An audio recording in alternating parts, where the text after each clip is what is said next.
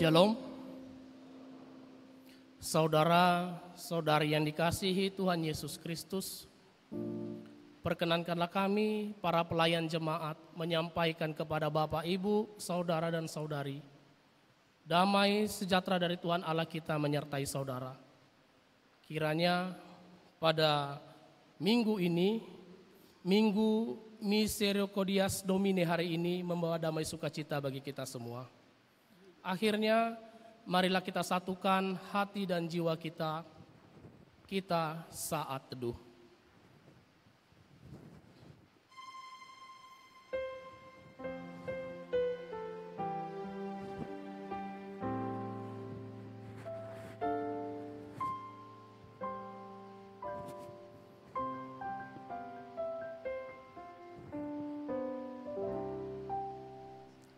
Amin.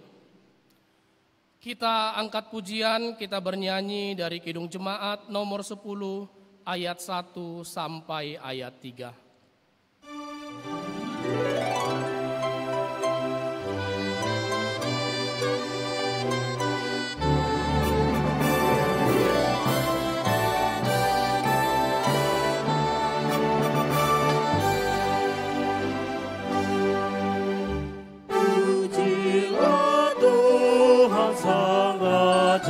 Yang Maha Mulia, segenap hati dan jiwa, pujilah Dia. Katakan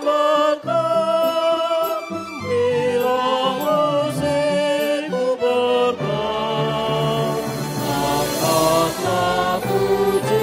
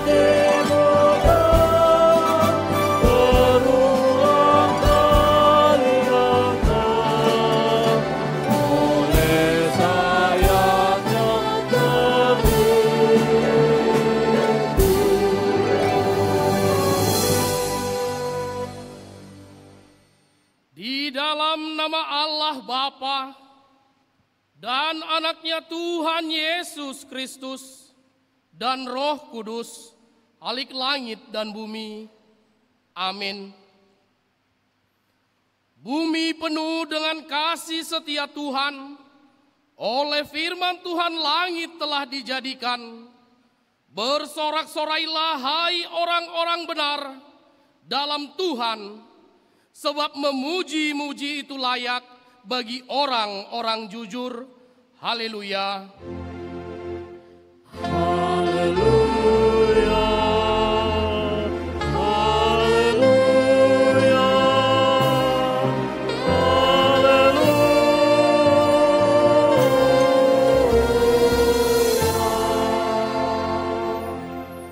Kita berdoa.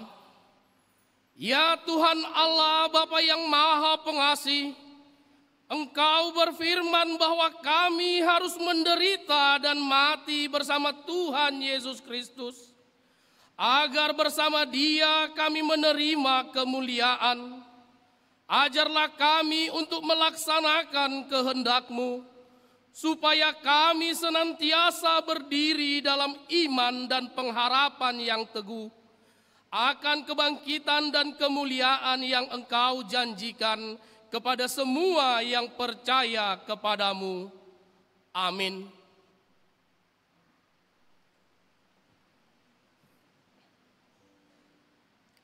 Kita angkat pujian, kita bernyanyi dari Kidung Jemaat nomor 395 ayat 2 sampai ayat 3.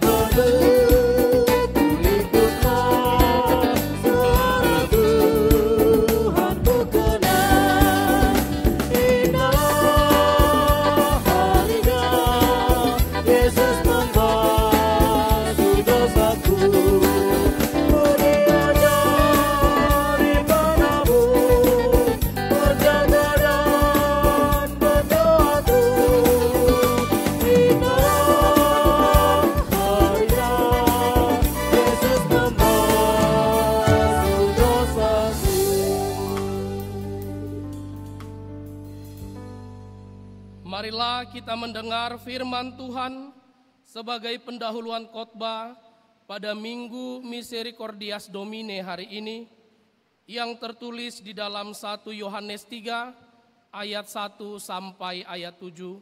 Seperti biasa kita baca secara bergantian. Beginilah firman Tuhan. Lihatlah betapa besarnya kasih yang dikaruniakan Bapa kepada kita, sehingga kita disebut anak-anak Allah, dan memang kita adalah anak-anak Allah. Karena itu dunia tidak mengenal kita, sebab dunia tidak mengenal Dia. Saudara-saudaraku yang kekasih, sekarang kita adalah anak-anak Allah, tetapi belum nyata apa keadaan kita kelak. Akan tetapi kita tahu bahwa apabila Kristus menyatakan dirinya, kita akan menjadi sama seperti Dia. Sebab itu, melihat Dia dalam keadaannya yang sebenarnya. Setiap orang yang menaruh pengharapan itu kepadanya, menyucikan diri sama seperti Dia yang adalah suci. Setiap orang yang berbuat dosa, melanggar juga hukum Allah. Sebab dosa ialah pelanggaran hukum Allah. Dan kamu tahu bahwa Ia telah menyatakan dirinya supaya Ia menghapus segala dosa, dan di dalam Dia tidak ada dosa. Karena itu setiap orang yang tetap berada di dalam Dia tidak berbuat dosa lagi. Setiap orang yang tetap berbuat dosa tidak melihat dan tidak mengenal Dia. Anak-anakku, janganlah membiarkan seorang pun menyesatkan kamu. Barang siapa yang berbuat kebenaran adalah benar, sama seperti Kristus adalah benar. Demikianlah firman Tuhan. Berbahagialah setiap orang yang mendengar firman Allah, yang menghayati serta mengamalkannya. Amin. Kita angkat pujian, kita bernyanyi dari Kidung Jemaat nomor 37A ayat 1 sampai ayat 2.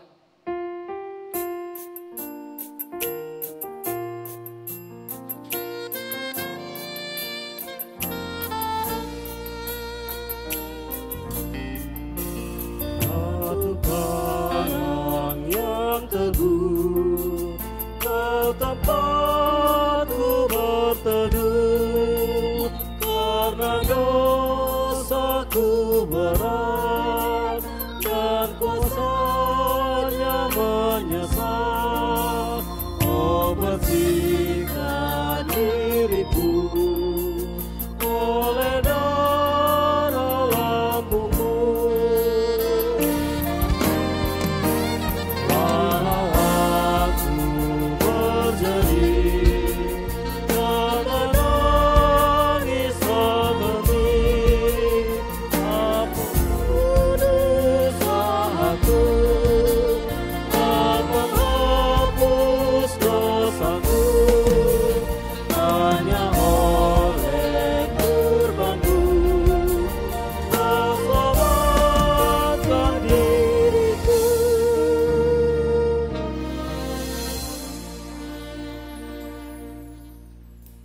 Saudara-saudari yang dikasihi Tuhan Yesus Kristus, marilah kita merenungkan segala perbuatan-perbuatan kita yang telah melukai hati saudara-saudara kita, terlebih kepada Tuhan Yesus Kristus.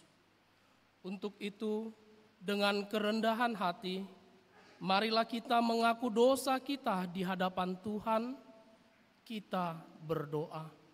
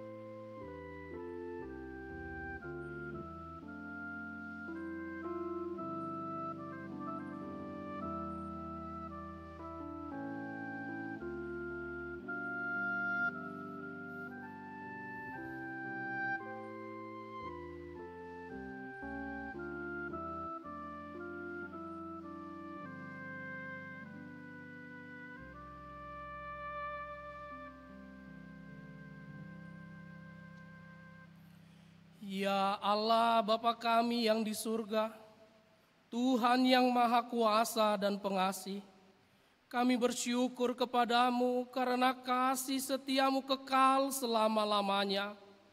Ampunilah segala dosa kami dan hapuskanlah segala pelanggaran kami terhadap firman-Mu. Oleh karena tabiat kemanusiaan kami yang lemah, kasihanilah kami dan hapuskanlah segala dosa dan pelanggaran kami, supaya kami beroleh kehidupan yang sejati dan abadi di dalam kasih Yesus Kristus Tuhan kami. Amin. Janji Tuhan tentang pengampunan dosa. Demi aku yang hidup, demikianlah firman Tuhan Allah, aku tidak berkenan kepada kematian orang fasik, melainkan aku berkenan kepada pertobatan orang fasik itu dari kelakuannya supaya ia hidup. Bertobatlah, bertobatlah dari hidupmu yang jahat itu. Segala kemuliaan bagi Allah di tempat yang maha tinggi. Amin.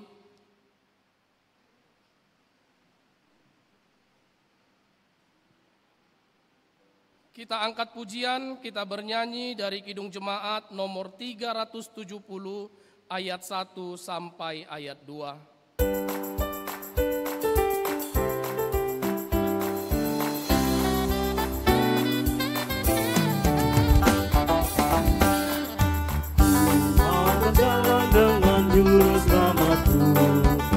Lembah berbunga dan berair sejuk, nah kemana juga aku mau mengikutnya, sampai aku tiba di negeri Bapa. Ikut, ikut, ikut Tuhan Yesus, ku tetap mendengar dan mengikutnya. Ikut, ikut, ikut Tuhan Yesus, ya kemana juga ku mengikutnya. Ku mau berjalan dengan juru selamatku di lembah gelap ibadah yang menderu. Aku jangan takut di bahaya apapun, bila ku dibimbing tangan Tuhanku.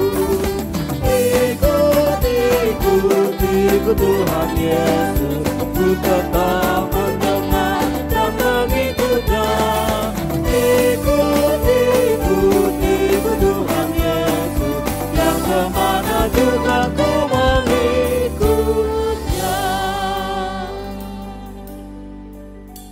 Firman Tuhan sebagai petunjuk hidup baru tertulis di dalam Yohanes 8 ayat 12. Beginilah firman Tuhan. Maka Yesus berkata pula kepada orang banyak, katanya, "Akulah terang dunia. Barang siapa mengikut aku, ia tidak akan berjalan dalam kegelapan, melainkan ia akan mempunyai terang hidup." Demikianlah firman Tuhan. Marilah kita sama-sama memohon kekuatan daripada Tuhan. Ya Allah Bapa kami, berilah kami kekuatan untuk melakukan yang sesuai dengan firman-Mu. Amin. Kita angkat pujian, kita bernyanyi dari Kidung Jemaat nomor 247 ayat 1 sampai ayat 2.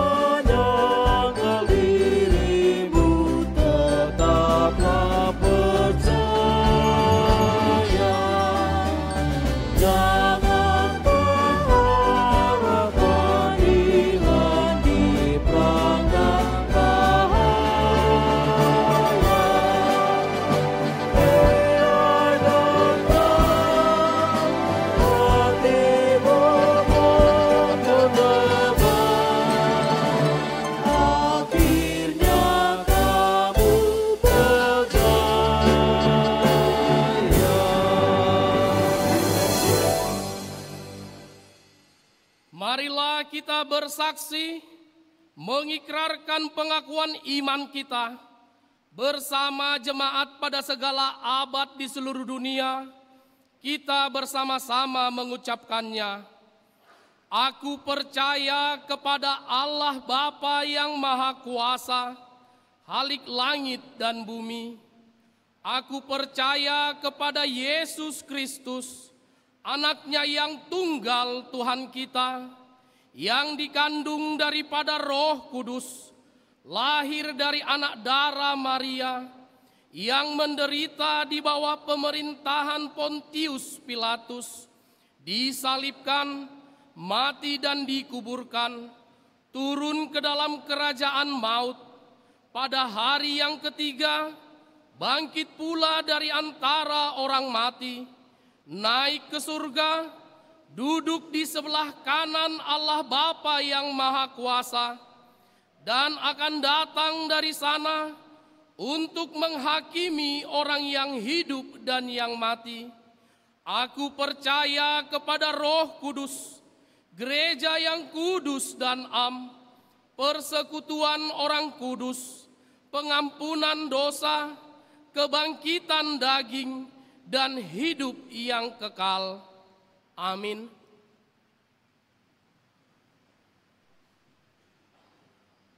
Untuk menyambut sabda Allah, kita bernyanyi dari Kidung Jemaat nomor 378 ayat 1, 2, dan ayat 5.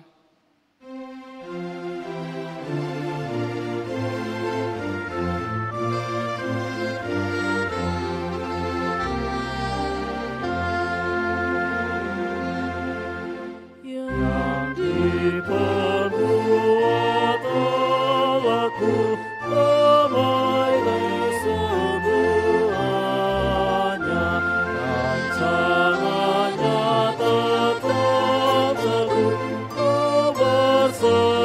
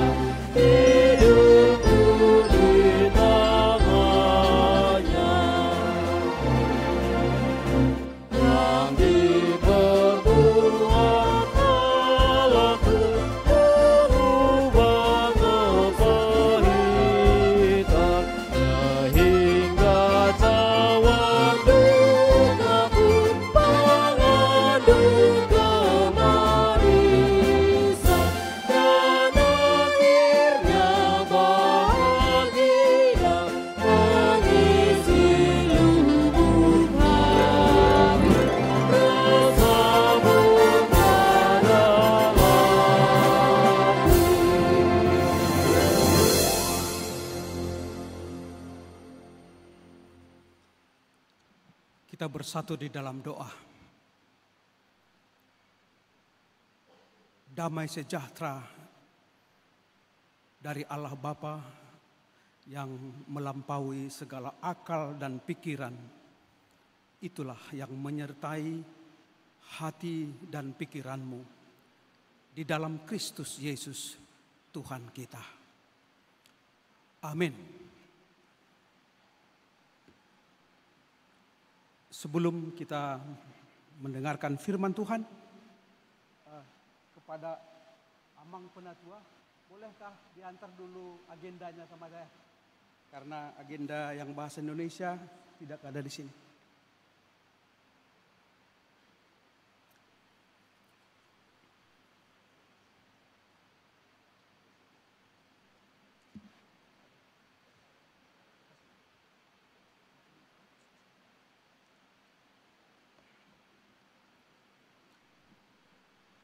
Saudara, kita akan mendengarkan kabar baik melalui pemberitaan firman ini. Marilah kita membuka firman Tuhan dari Mazmur 4 ayat 1 hingga 9. Saudara, kita akan membaca secara responsoria. Kami akan mengawalinya dari ayat yang pertama, jemaat, ayat yang kedua, dan seterusnya hingga ayat yang ke-8 dan ayat 9 kita bersama membacanya. Doa pada malam hari untuk pemimpin biduan dengan permainan kecapi Mazmur Daud. Apabila aku berseru, jawablah aku, ya Allah yang membenarkan aku. Di dalam kesesakan Engkau memberi kelegaan kepadaku. Kasihanilah aku dan dengarkanlah doaku. Hai orang-orang besar, berapa lama lagi kemuliaanku dinodai? Berapa lama lagi kamu mencintai yang sia-sia dan mencari kebohongan? Ketahuilah bahwa Tuhan telah memilih baginya seorang yang dikasihinya. Tuhan mendengarkan apabila aku berseru kepadanya. Biarlah kamu marah, tetapi jangan berbuat dosa. Berkata-katalah dalam hatimu, di tempat tidurmu, tetapi tetaplah diam. Persembahkanlah korban yang benar dan percayalah kepada Tuhan. Banyak orang berkata, siapa yang akan memperlihatkan yang baik kepada kita? Biarlah cahaya wajah-Mu menyinari kami, ya Tuhan. Engkau telah memberikan sukacita kepadaku, lebih banyak daripada mereka ketika mereka melimpahkan gandum dan anggur. Kita sama-sama membacanya. Dengan tentram aku mau membaringkan diri, lalu segera tidur, sebab hanya Engkaulah ya Tuhan yang membuat aku hidup aman. Jemaat yang dikasihi Tuhan, Alkitab yang saya baca tadi adalah Alkitab terjemahan baru edisi yang kedua. Sehingga ada mungkin satu kata agak berbeda dari yang saudara miliki atau Alkitab yang saudara miliki, tetapi intinya sama saja. Saudara yang dikasihi Tuhan, pemberitaan firman ini sebagaimana yang dituliskan di sini adalah Mazmur Daud. Mazmur Daud artinya pengalaman, kesaksian seorang Daud. Dan boleh kita sebutkan, saudaraku, kesaksiannya ini memperlihatkan hidupnya semata-mata bergantung pada bimbingan Tuhan. Hidupnya semata-mata bergantung, bersandar kepada pimpinan Tuhan. Sekalipun hidup Daud bukan hanya dihiasi dengan kebahagiaan, dihiasi dengan pita kebahagiaan, tetapi hidupnya juga dihiasi dengan tantangan, dihiasi dengan kesesakan. Saudara, kesesakan. Firman ini berkata, kalau di sini disebut ayat 2, saudara, apabila aku berseru, jawablah aku, ya Allah, yang membenarkan aku di dalam kesesakan. Engkau memberi kelegaan kepadaku. Kesesakan, saudara. Kesesakan maksudnya itu bukan sesak ya karena duduk berdampingan banyak orang, bukan itu. Kesesakan di dalam hatinya. Tantangan yang dihadapinya. Dan kesesakan ini dapat menimbulkan kekecewaan, kepedihan di dalam hati. Saudara, barangkali kita pernah membaca dalam 2 Samuel 7 ayat 1 sampai 13. 2 Samuel 7 ayat 1 sampai 13. Di sana diperlihatkan, saudara, kalau boleh kita katakan dengan bahasa kita, ada kekecewaan dalam 2 Samuel ini. 2 Samuel 7 ayat 1 sampai 13, khususnya ayat 13. Ada kekecewaan Daud, kendati pun dia seorang raja. Kekecewaannya karena sebagai raja, menurut dia, dialah nanti yang membangun bait Allah di Jerusalem. Dia sudah persiapkan untuk pembangunan itu. Tetapi Nabi Nathan berkata kepadanya, bagaikan halilintar, saudara, bahwa Raja Daud ini tidak diperkenankan untuk membangun bait Allah. Tetapi pembangunan itu akan dilaksanakan oleh Salomo, raja yang kemudian, saudara. Bayangkan itu, kalau kita sudah merencanakan sesuatu, mendoakan sesuatu,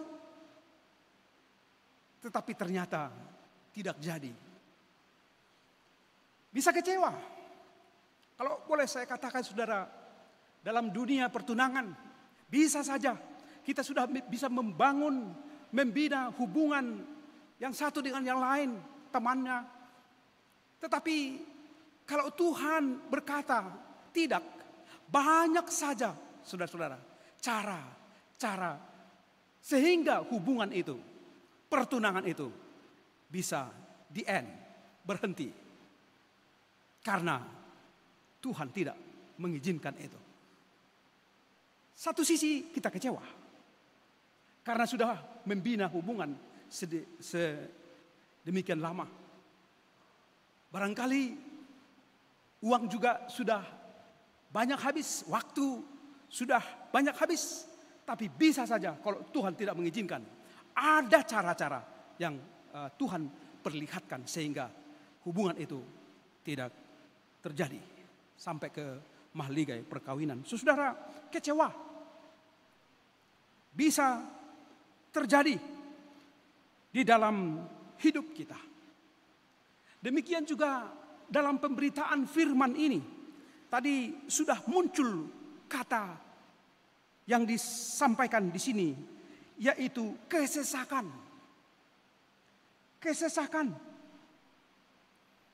Itu berarti tanda-tanda kekecewaan.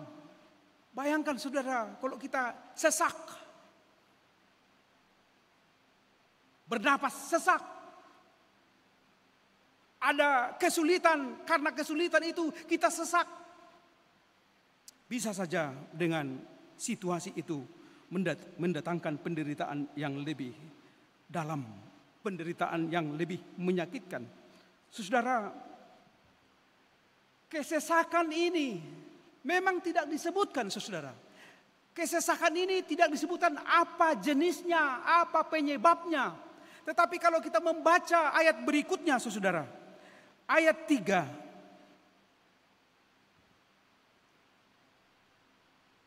Ayat 3. Di sini disebut, hai orang-orang besar, berapa lama lagi kemuliaanku dinodai.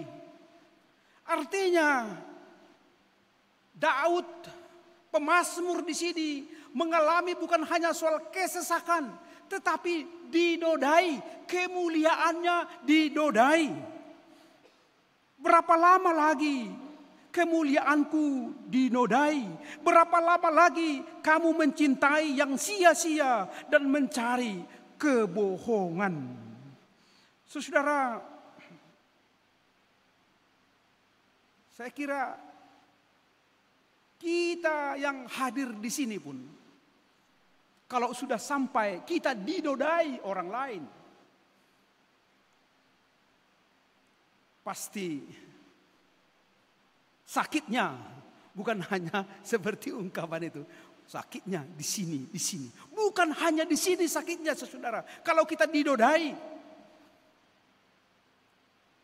tetapi sakitnya bukan hanya terhadap dirimu, termasuk juga kepada keluargamu, terhadap famili kita. Kalau kita dinodai, saudara, arti kata dinodai itu bisa saja dihina ya. Dinodai, kita dihina, kita dipermalukan, kita dianggap tidak ada apa-apanya. Itu bisa kita maknai arti dari kemuliaan kita dinodai. Saudara, dalam hidup manusia bisa saja terjadi kemuliaan kita dinodai. Saya sampaikan saja, bukan di dalam kehidupan orang lain. Walaupun bisa itu terjadi di dalam kehidupan orang lain. Di dalam pengalaman saya sendiri, saudara. Sepertinya ada kaitannya dengan apa yang dialami oleh pemazmur. Kemuliaannya dinodai. Karena apa, saudara? Saya memiliki seorang teman. Dia teman. Tapi suatu saat dia berkata bahwa saya adalah seorang penyamun. Tahu, saudara? Tahu kita apa artinya penyamun? Penyamun itu boleh disamakan dengan perampok, mengambil barang yang bukan miliknya. Penyamun itu bisa saja seperti pembegal, yang membegal ya, yang sering terjadi di jalanan, membegal, merampok yang bukan miliknya. Saudara, kata teman ini, dia menuduh saya adalah seorang penyamun. Ini adalah bagaikan halilintar bagi saya. Halilintar yang bukan hanya menyesakkan di dada, tetapi ini menyakitkan di hati. Karena apa? Saya dituduh sebagai penyamun. Penderitaan ini bukan saya saja yang mengalami, tetapi istri saya, keluarga saya pasti merasakan ini adalah sesuatu penderitaan, sesuatu keadaan yang tidak membahagiakan di dalam hidup. Sehingga yang tersakiti bukan hanya saya, tetapi keluarga saya. Sekalipun saudara, ungkapan itu adalah bohong belaka, tidak terbuktikan, tidak valid. Barangkali dia ungkapkan itu untuk menjatuhkan reputasi saya. Dia sampaikan itu supaya saya down, saya bersedih, keluarga bersedih. Saudara, harga diri dinodai. Ini pengalaman hidup saya. Yang saya alami seperti itu. Seorang pendeta dinodai, seorang pendeta direndahkan. Tapi tanpa bukti. Secara logika, saudara, sebenarnya dalam keadaan ini, saya bisa, secara logika ya, saya bisa membawa ungkapan itu, keadaan itu ke ranah hukum. Karena telah menuduh saya melakukan, mengambil, merampok yang bukan milik saya. Dengan istilah penyamun itu. Tapi saudara, dalam keadaan ini, saya menimbang-nimbang di dalam hatiku. Memang saya direndahkan, memang saya katakanlah sepertinya melakukan seperti itu. Iman saya diuji. Apakah saya mau membawakan ini ke dalam ranah hukum? Sebenarnya bisa. Hak saya itu membawa ini ke ranah hukum. Karena menuduh seseorang tanpa ada bukti. Tetapi dalam hatiku, dia temanku. Walaupun dia mengungkapkan itu, kalau saya bawa ke ranah hukum, pasti dia akan menderita, pasti akan dia dibui. Dan penderitaan itu bukan hanya dialami sendiri, pasti keluarganya juga akan menderita. Akhirnya, saudara, saya diamkan saja. Saya diamkan saja dan saya punya iman bahwa Allah akan bertindak adil. Allah akan bertindak adil. Dan ini saya boleh hubungkan di dalam ayat 2. Apabila aku berseru, jawablah aku, ya Allah, yang membenarkan aku. Saya yakin sejarah akan mencatat bahwa tindakannya itu tidak benar. Dan itu ternyata tidak benar. Karena tidak ada bukti-bukti yang menyebutkan dan tidak ada orang yang dirugikan. Saudara, inilah pengalaman saya. Inilah yang saya alami, dinodai reputasi saya sebagai pendeta. Saudara-saudara yang dikasihi Tuhan, kendati pun seperti itu, ya saya yakin Tuhan bertindak, Tuhan adil. Dan itu ternyata apa yang dituduhkan itu hanya omon-omon, tahu omon-omon? Omong kosong dan tidak terbukti. Saudara, sebenarnya itu mempermalukan dia sendiri. Saya bisa bawa ke ranah hukum, tapi saya tidak mau hal itu terjadi karena dia adalah teman saya. Saudara yang dikasihi Tuhan, pemazmur di sini menyampaikan kesesakan, penderitaan yang dia alami. Tetapi saudara, Daud tidak membisu. Daud tidak diam dalam keadaan yang dia miliki. Tetapi Daud tetap tegar, kuat, dan bersaksi. Ketahuilah, ini pengakuan pemazmur. Ketahuilah bahwa Tuhan telah memilih baginya seorang yang dikasihinya. Di dalam kesesakan, di dalam suasana yang disebutkan seperti tadi, dia dinodai, kemuliaannya dinodai, tapi masih bisa bersaksi, saudara. Menyatakan bagaimana kesaksiannya terhadap karya tindakan Tuhan itu. Ketahuilah, Tuhan telah memilih baginya orang yang dikasihinya. Tuhan mendengarkan apabila aku berseru kepadanya. Saudara, memang ungkapan ini Tuhan telah memilih orang yang dikasihinya. Ini bisa menjadi nubuatan ke perjanjian baru. Nubuatan kepada Yesus bahwa Yesus akan dipilih menjadi penyelamat bagi kita. penebus dosa kita. Dan itu sudah kita nikmati dan rasakan ketika Paskah Pasion. Tapi bukan hanya itu saudaraku, bahwa Tuhan telah memilih baginya orang yang dikasihinya. Saya yakin saudara, orang yang dikasihi Tuhan bukan hanya Daud. Orang yang dikasihi Tuhan bukan hanya oknum-oknum di masa lampau. Tapi orang yang dikasihi Tuhan yaitu you and me. Orang yang dikasihi Tuhan itu adalah kita yang hadir di dalam peribadahan ini. Ketahuilah, Tuhan telah memilih you dan I. You and me, kau dan saya. Memilih, Tuhan memilih kita menjadi kekasihnya. Tanpa mempersoalkan bagaimana track recordmu.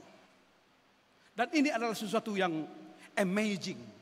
Ini sesuatu yang luar biasa. Tuhan memilih kita. Tuhan memakai kita. Di dalam keberadaan, di dalam keterbatasan kita saudara. Untuk menyaksikan dia. Dia adalah Tuhan kita. Dia adalah penyelamat kita. Karena itu saudara, kalau kita dipilih, dan ini biblis ya, Alkitabiah, Tuhan memilih kita. Kita bisa baca saudara dalam Yohanes 15 ayat 16 itu. Bukan you memilih aku, tetapi aku memilih you. Aku memilih kamu. Menjadi sahabatku. Aku memilih kamu. Itu berarti kau berharga. Aku itu yang kupahami. Kalau seseorang memilih kamu, kalau seseorang pacar misalnya menentukan kamu menjadi istrinya, kamu menjadi suaminya, berarti ada sesuatu yang spesial bagi dirimu. Kan begitu ya? Ada sesuatu yang berharga bagi dirimu. Apakah dalam arti saling melengkapi yang satu dengan yang lain? Artinya kalau Tuhan memilih kita saudara, ini adalah kabar baik bagi kita. Tanpa melihat bagaimana track record, tanpa melihat bagaimana masa lalu kita, tapi dalam anugerahnya, Miserias minggu ini, yaitu Minggu Misericordias Domini, Tuhan senang. Tuhan senang kepada kita, Tuhan senang kepada dunia, sehingga Tuhan melalui karunia-Nya memilih kita menjadi anaknya, menjadi pilihannya. Saudara, bukankah kita selayaknya dalam hidup ini, dalam setiap kehidupan kita, kita bersyukur karena aku adalah pilihan Tuhan yang dipakai Tuhan untuk menyaksikan kabar baik, yang menyaksikan karya-karya Tuhan di dalam dunia ini, sehingga orang lain boleh melihat Yesus adalah Tuhan kita. Dan ini kebanggaan kita saudara. Saya nggak tahu ya kalau saudara bangga sebagai pengikut Kristus. Aku bangga. Dan itu harapan kita. Kita bangga. Kita bisa dipakai Allah menjadi alat sarananya dalam keterbatasan kita. Ada amin? Kita bangga dipilih Allah sekalipun kita berdosa. Sekalipun kita memiliki keterbatasan. Tetapi melalui kita, nama Allah semakin dimuliakan. Saudara yang dikasihi Tuhan, sebagai pilihan Allah, memang banyak yang harus kita alami. Seperti Daud bukan hanya sukacita, bukan hanya kebahagiaan, tetapi ada kesesakan. Bahkan juga bisa dinodai ya. Bisa kemuliaan kita, pribadi kita, eksistensi kita dinodai di dalam hidup ini. Saudara, sekalipun itu yang terjadi di dalam hidup kita, tetapi karena kita berharga, Kita adalah orang spesial. Ini meneguhkan kita, saudara, tetap tegar. Sekalipun di masa sukar, tegar walaupun di masa sukar. Karena aku adalah pilihan Allah. Aku adalah berharga di hadapan Allah. Kita ini adalah anak-anak Allah. Kalau di dalam ayat berikutnya, saudara, ketahuilah Tuhan telah memilih baginya orang yang dikasihinya. Tuhan mendengarkan apabila aku berseru kepadanya. Sebagai anak-anak Allah, tentu tugas kita adalah berdoa. Tugas kita adalah berseru kepada Allah kita, kepada Bapa kita. Dan itu adalah jaminan Allah mendengar. Allah memperdulikan anak-anaknya. Dan itu yang kita imani. Sehingga kita tegar di dalam menghadapi perjalanan hidup kita. Saudaraku yang dikasihi Tuhan. Apa ya tugas-tugas sebagai anak Allah? Sebagai pilihan Allah di dunia ini. Kau sudah dipilih Allah menjadi saksinya.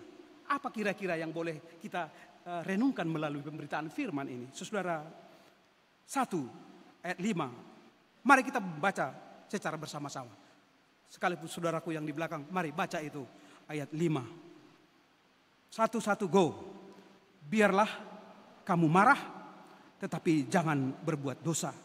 Berkata-katalah dalam hatimu di tempat tidurmu, tetapi tetaplah diam. Biarlah kamu marah, tetapi jangan berbuat dosa. Saudaraku yang di depan ini pernah marah? Saudaraku yang di belakang pernah marah? Yang di samping kiri atau kanan pernah marah? Yang di depan ini penatua pernah marah? Itu berarti marah itu adalah natural, alami. Bisa terjadi kepada siapa saja. Sekalipun kita beribadah di sini,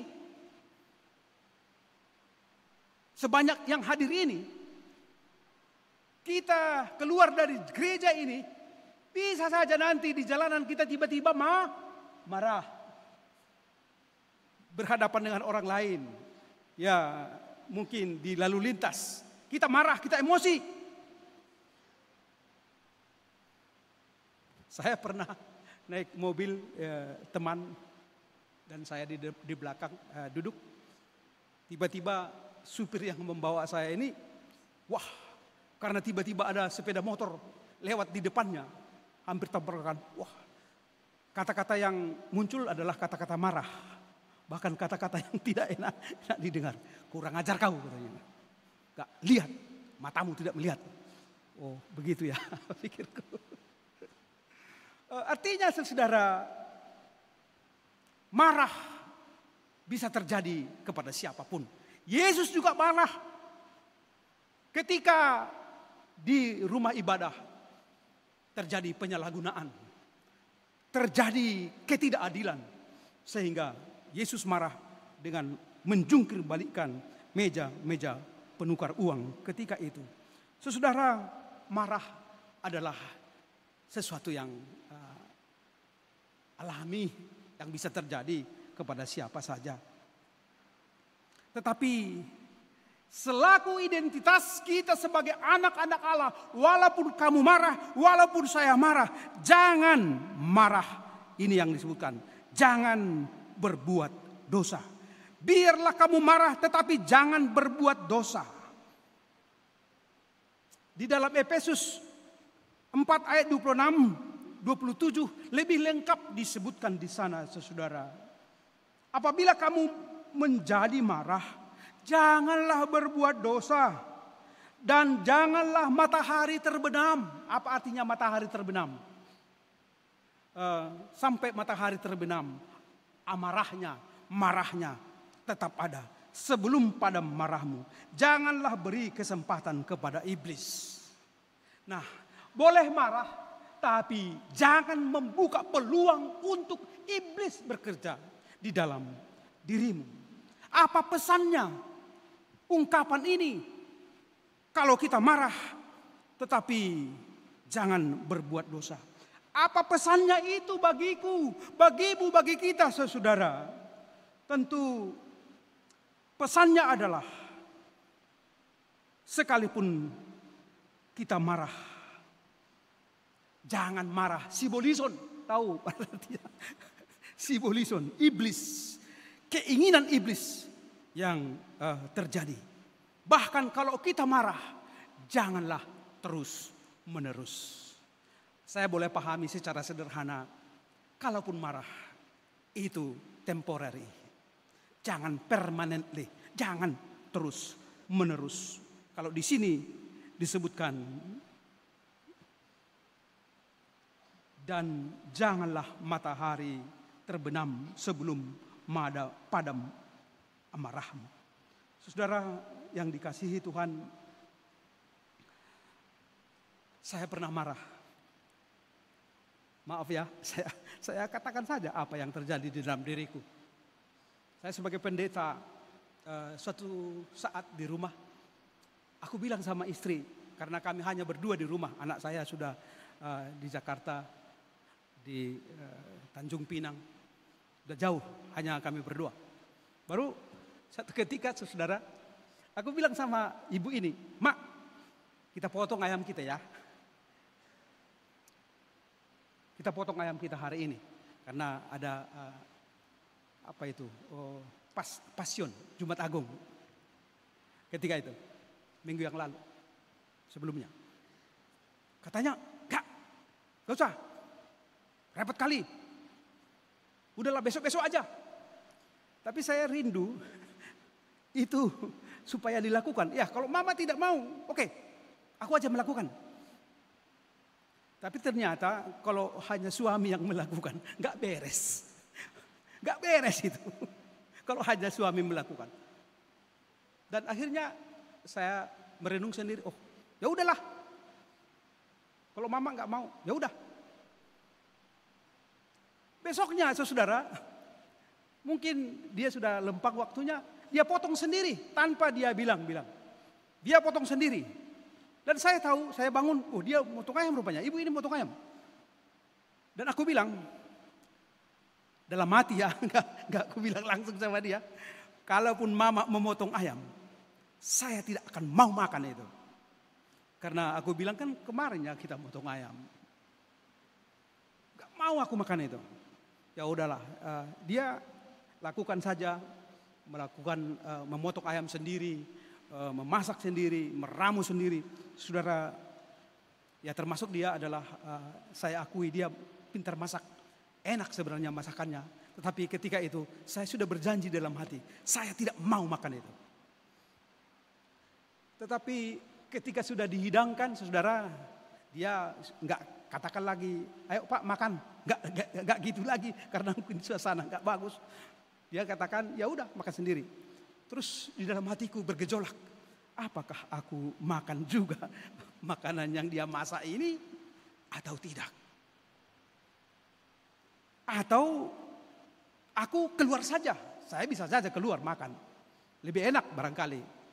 Tetapi dalam hatiku saudara bergejolak seperti ini. Kalau aku makan di luar,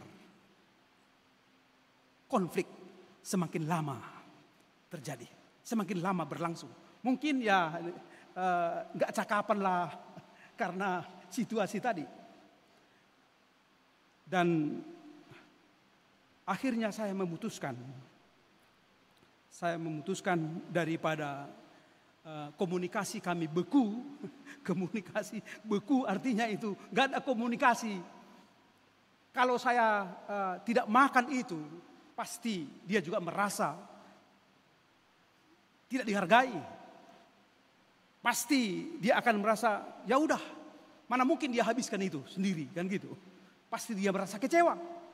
Sehingga dalam hati saya, saudara, saya tidak bilang sama dia, tetapi dalam hati saya muncul begini.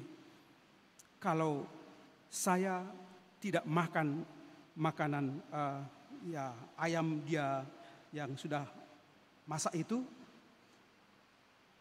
komunikasi komunikasi kami tidak akan lancar. Mungkin 2 atau 3 hari ke depan tidak akan lancar. Tetapi manakala aku makan itu, walaupun saya tidak katakan aku makan saja, aku makan, komunikasi kami yang beku menjadi cair. Dan saya ambil hikmahnya, saudara, keributan stop. Kekecewaan stop ketika saya sudah memakan itu. Tadi saya katakan saya tidak mau makan itu, tetapi saya berubah pikiran lagi.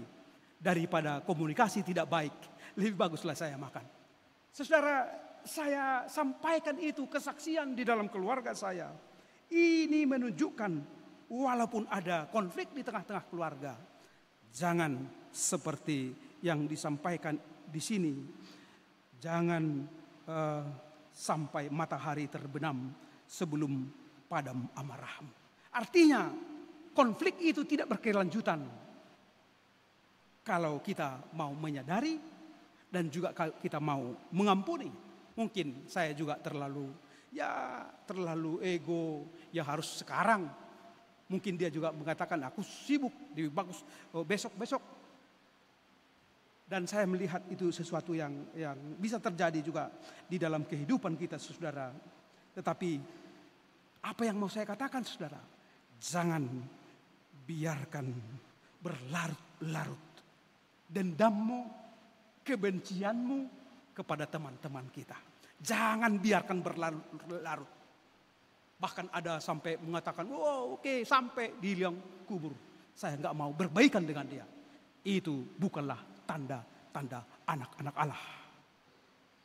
Tidak mau mengampuni sesamanya. Saudara, sikap yang layak juga bagi kita sebagai anak-anak Allah di dunia ini. Selagi masih kehidupan masih ada, saudara. Mari, ayat 6, saya balik ke ayat 6. Persembahkanlah kurban yang layak dan percayalah kepada Tuhan. Persembahkanlah kurban yang layak dan percayalah kepada Tuhan. Bisanya bersyukur, bisanya mempersembahkan persembahan. Kalau di hati kita ada kesesakan, kalau kita dinodai, kalau kita menghadapi kerumitan hidup, tantangan hidup, penderitaan, bisanya kita bersyukur, bisanya kita mempersembahkan kurban kepada Tuhan. Bagaimana jawabmu, saudara-saudara? Bisa ya? Bisa atau tidak? Ketika kita berhadapan atau diperhadapkan dengan kesesakan, penderitaan, bisakah kita juga di waktu yang sama memberikan pujian, persembahan kepada Tuhan? Secara logik mungkin tidak bisa. Tidak mungkin karena dinodai, karena penderitaan. Tetapi inilah tanda-tanda bahwa kita adalah anak-anak Allah. Persembahkanlah kurban yang layak. Persembahkanlah persembahan kepada Tuhan. Kendati pun suasana seperti itu. Memang ini keganjilan. Memang ini keunikan orang Kristen. Ada keluarga kita yang meninggal, kita memuji Tuhan toh. Ada penderitaan di dalam keluarga, kita juga ya membaca firman, kita memuji Tuhan, kita bersyukur geriada. Karena memang itu tanda-tanda apa yang dikatakan oleh firman Tuhan. Bersyukurlah di dalam segala hal. Bukanlah bersyukurlah kepada Tuhan di saat kau kaya. Bersyukurlah di hadapan Tuhan ketika kau sehat-sehat, energik. Bukan, saudara. Itu salah itu. Kalau ada pengajaran seperti itu, bersyukurlah ketika kau sehat, ketika kau kaya. Itu adalah wrong way. Itu adalah cara yang salah. Tapi bersyukurlah di dalam segala situasi. Itulah firman Tuhan kepada kita anak-anak Tuhan.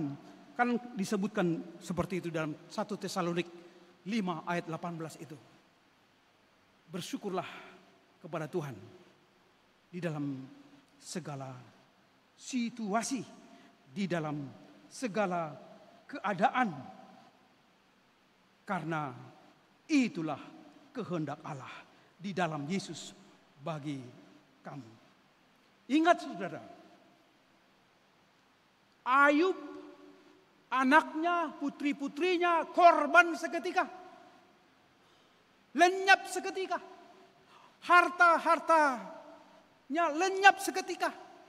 Demikian juga teman-temannya, istrinya justru ya membuli Ayub, mengatakan ya udahlah tinggalkan saja Allahmu itu, gak betul itu lagi karena kau menderita. Ayub sendiri juga mengalami sakit penyakit yang begitu serius. Tapi saudara, kesaksian Ayub menjadi kesaksian yang hidup hingga saat ini. Dia punya moto saudara, Tuhan memberi, Tuhan yang mengambil, terpujilah nama Tuhan.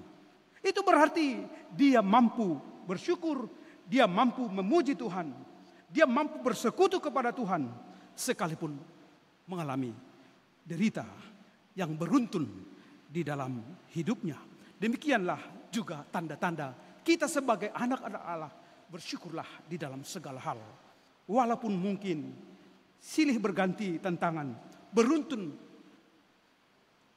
tantangan di dalam kehidupan kita, tapi saya yakin dan kita yakin melalui kuasa Roh Kudus, persekutuanmu, pujianmu kepada Tuhan tidak pernah sia-sia. Ada amin? Persembahan kita, kehadiran kita, persekutuan kita, saudara, di dalam Tuhan tidak pernah sia-sia. Saudara yang dikasihi Tuhan, ayat 7 sampai ayat 9 di sini menunjukkan bagaimana siapa yang akan memperlihatkan yang baik kepada kita. Ini pertanyaan pemazmur. Siapa akan memperlihatkan yang baik kepada kita? Biarlah cahaya wajah-Mu menyinari kami ya Tuhan. Ini menunjukkan bahwa andalan,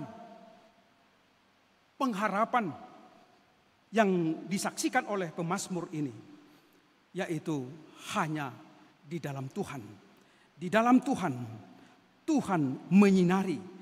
Tuhan menyinari kita sehingga perjalanan kita terarah. Bagaikan saudara pengalaman di bangsa Israel itu, di malam hari Tuhan memperlihatkan tiang api dan di siang hari memperlihatkan embun sehingga perjalanan mereka aman, teduh sampai kepada tujuan. Itu menunjukkan saudara, memang orang yang percaya kepada Tuhan tidak pernah disia-siakan oleh Tuhan. Orang yang percaya kepada Tuhan justru inilah yang menggapai sukacita, kebahagiaan di dalam hidup. Imani saudara, aku imani itu. Yeremia 17 ayat 7 itu. Yeremia 17 ayat 7 itu yang menjelaskan saudara bahwa, mari saya baca saja itu firman itu, saudara. Diberkatilah orang yang mengandalkan Tuhan. Diberkatilah orang yang mengandalkan Tuhan, yang mempercayakan dirinya kepada Tuhan. Ia akan seperti pohon yang ditanam di tepi air, yang merambatkan akar-akarnya ke tepi sungai dan tidak takut akan datangnya panas terik, yang daunnya tetap hijau, yang tidak khawatir dalam tahun kekeringan, dan yang tidak berhenti menghasilkan buah. Sebagai anak-anak Tuhan di dunia ini, saudara, melalui kuat kuasa, melalui anugerah Tuhan, kita tidak berhenti menghasilkan buah, menghasilkan berkat, menghasilkan sesuatu yang berguna bagi dirimu, bagi keluarga, bagi persekutuan kita. Dan yang terakhir saudara, di dalam pemberitaan firman ini, soal nyenyak tidur. Ada pengalaman susah tidur di sini? Ada ya? Ada pengalaman saudara susah tidur? Mungkin karena sesak ya, susah juga tidur. Oke, saya sampaikan ada pengalaman ibu saya dulu. Ibu saya sudah meninggal, saudara. Ketika kami masih sekolah semuanya ada 9 anaknya, saudara. Dia pernah cerita sama saya. Mama bisanya tidur nyenyak? Gak bisa aku tidur nyenyak, nak, katanya. Kenapa aku bilang? Ya memang menguap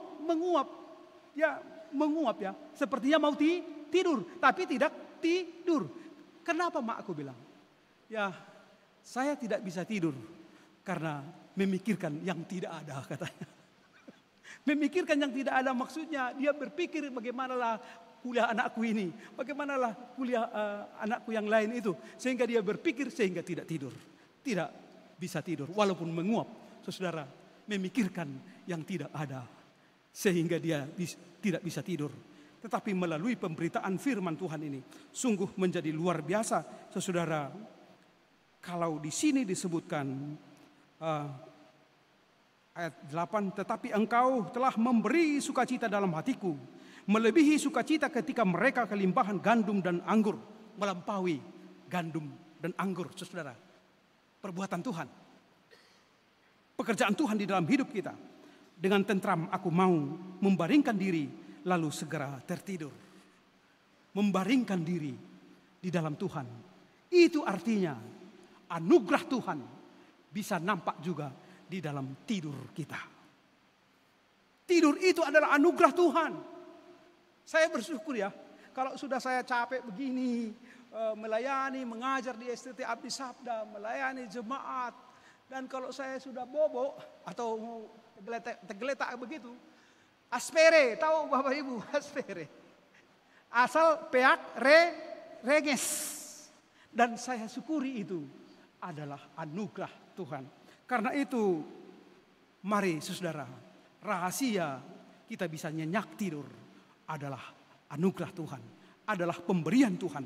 Karena itu, biarlah melalui hidup kita sebagai anak-anak Allah tetap seperti yang dikatakan oleh firman Tuhan ini, yaitu percaya sepenuhnya kepada panduan bimbingan Tuhan, dan ingat kepercayaan kita itu mendatangkan sukacita. Karena apa?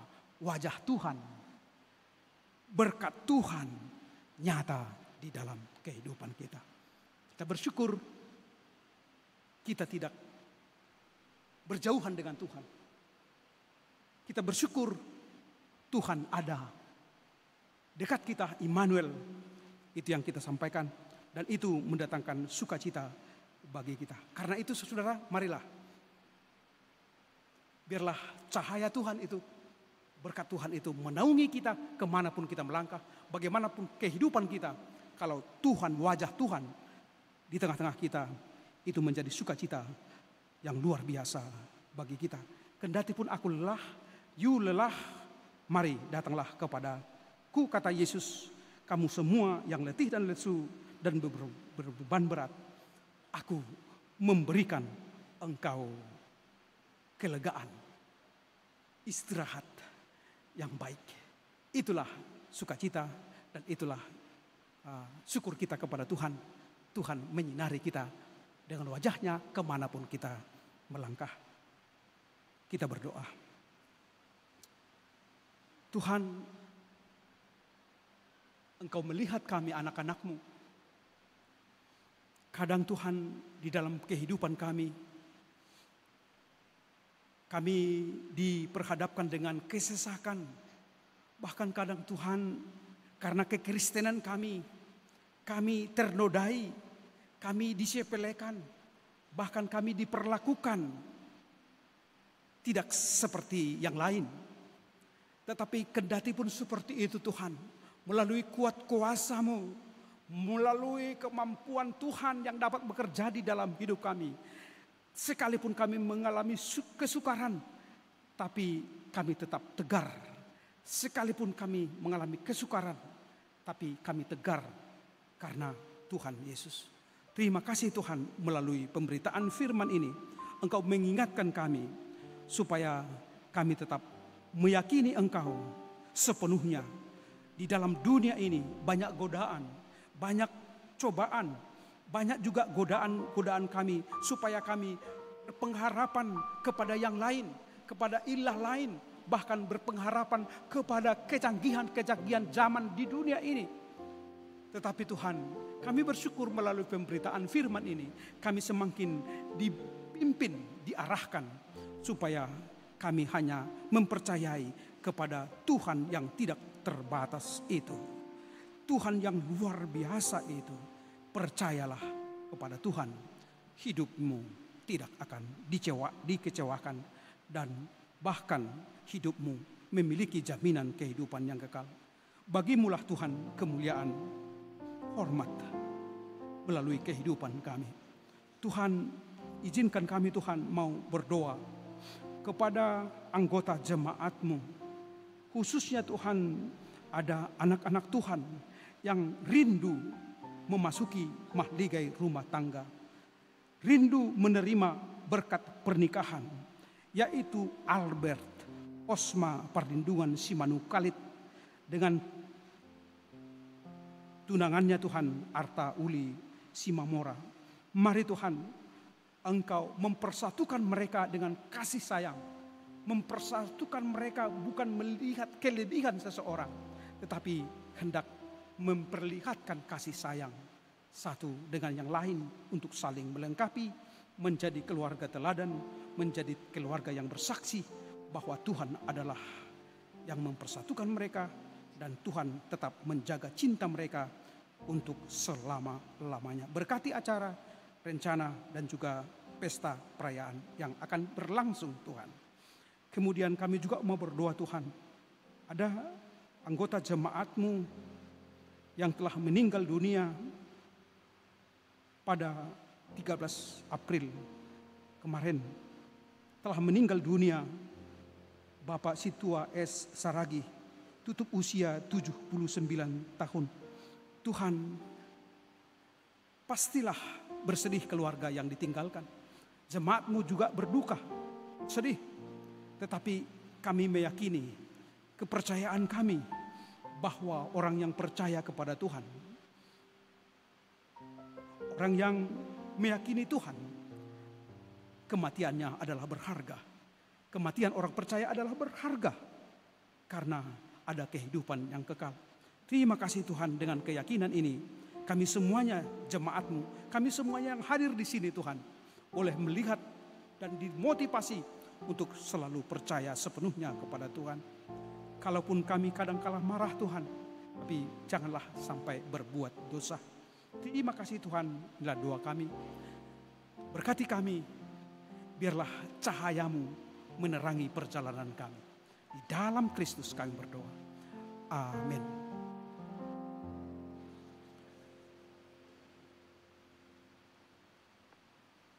Jemaat dikasihi Tuhan, marilah kita sambut dengan pujian.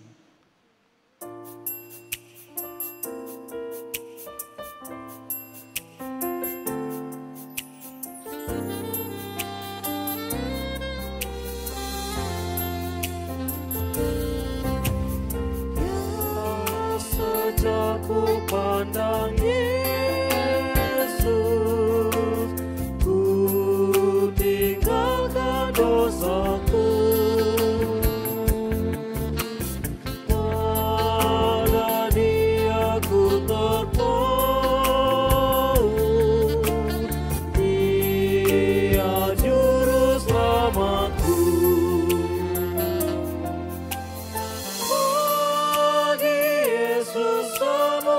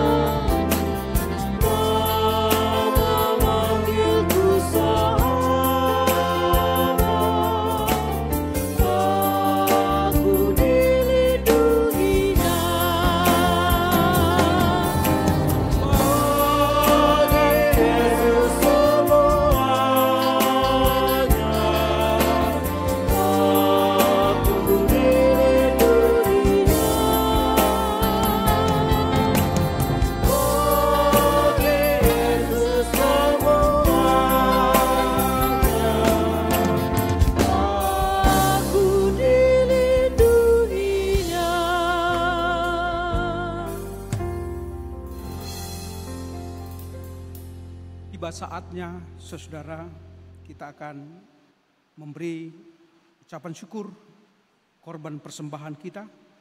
Marilah kita mendengarkan firman Tuhan yang tertulis dari Mazmur 86 ayat 12. Aku hendak bersyukur kepadamu, ya Tuhan, Allahku dengan segenap hatiku, dan memuliakan namamu untuk selama-lamanya. Kita mengumpulkan persembahan.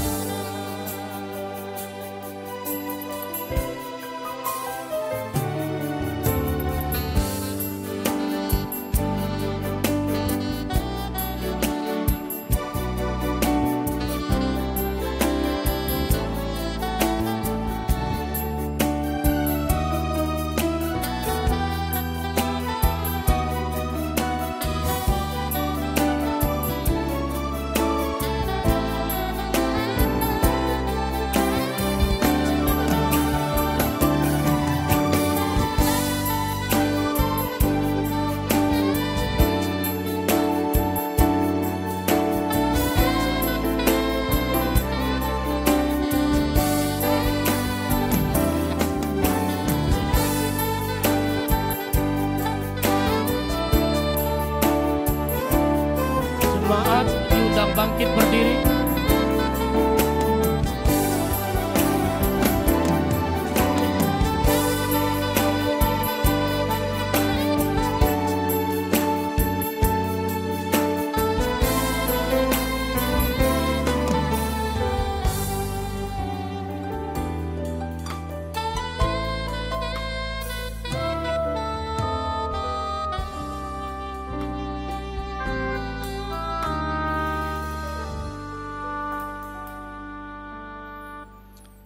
Kita bersatu di dalam doa. Ya Allah Bapa kami yang di sorga, kami mengaku dengan setulus hati Engkaulah sumber segala berkat dan karunia dalam hidup kami. Di sini kami mempersembahkan kurban syukur kami kepadamu. Terimalah persembahan umat-Mu dan berkatilah menjadi alat kesaksian, persekutuan dan pelayanan jemaat-Mu ini. Jadikanlah hidup kami persembahan yang berkenan kepadamu. dan pakailah hidup kami untuk turut menghadirkan tanda-tanda kerajaan-Mu, kasih, keadilan, damai sejahtera, dan sukacita. Bukalah hati kami oleh Roh Kudus-Mu, agar kami senantiasa mengucapkan syukur kepadamu di dalam nama Yesus Kristus Tuhan kami. Amin. Apa arti hidupku, bukan kau dapat syukur, karena Kristus menebus, berkorban bagimu.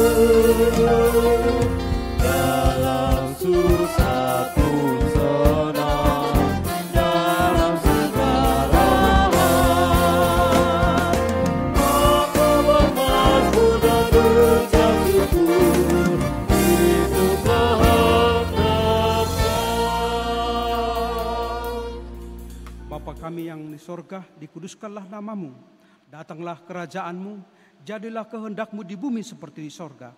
Berikanlah kami pada hari ini makanan kami yang secukupnya, dan ampunilah kami akan kesalahan kami, seperti kami juga mengampuni orang bersalah kepada kami. Dan janganlah membawa kami ke dalam pencobaan, tetapi lepaskanlah kami dari yang jahat.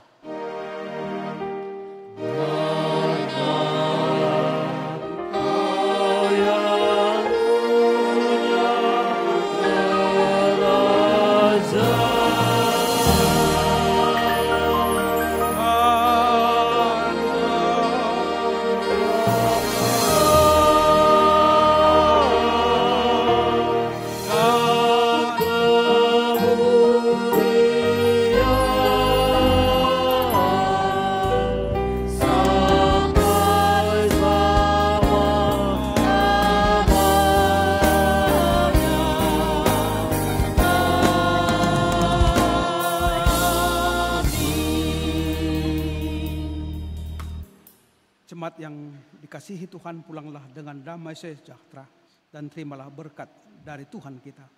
Tuhan memberkati engkau dan melindungi engkau. Tuhan menyinari engkau dengan wajah-Nya dan memberi engkau kasih karunia. Tuhan menghadapkan wajah-Nya kepadamu dan memberi engkau damai sejahtera. Amin.